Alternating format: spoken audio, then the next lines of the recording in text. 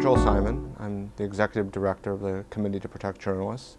We're an organization that for 30 years now has been defending the rights of journalists around the world, particularly those who work in dangerous and repressive environments.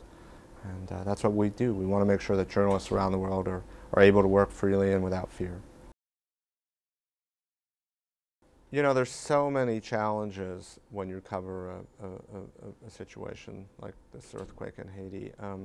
The one thing, I mean, I think journalists have a real responsibility if you're going into a situation like that to make sure that you have the logistical support necessary that you need to do your job.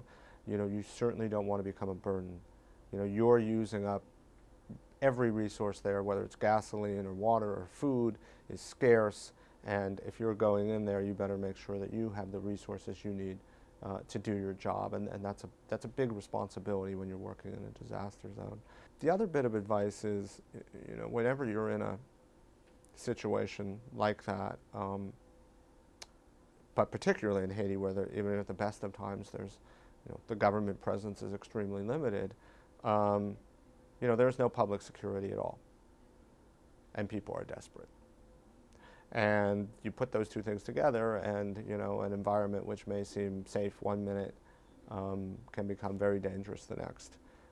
We haven't seen incidents so far that I'm aware of involving journalists, but it's possible that we will. And obviously, journalists reporting in that kind of environment, they tend to focus on kind of issues of, you know, in terms of security. You know, the kind of, you know, will they have enough food? Do they have enough water? Do they have shelter? But you also need to think carefully about your personal security as well. If journalists who are in trouble, who have been threatened, who have been attacked, who are facing criminal prosecution, or have had any threat to their ability to work, are welcome to contact us directly. You can go to our website, cpj.org. There's contact information there. Somebody on our staff probably speaks the language that you speak. And we hear of a lot of cases by journalists contacting us directly. But we also hear of many cases because journalists get in touch with their local press freedom organization in their own country, and in turn they contact us and say, boy, there's a threat against one of our colleagues here, we wish you would help. We also actively monitor the press, monitor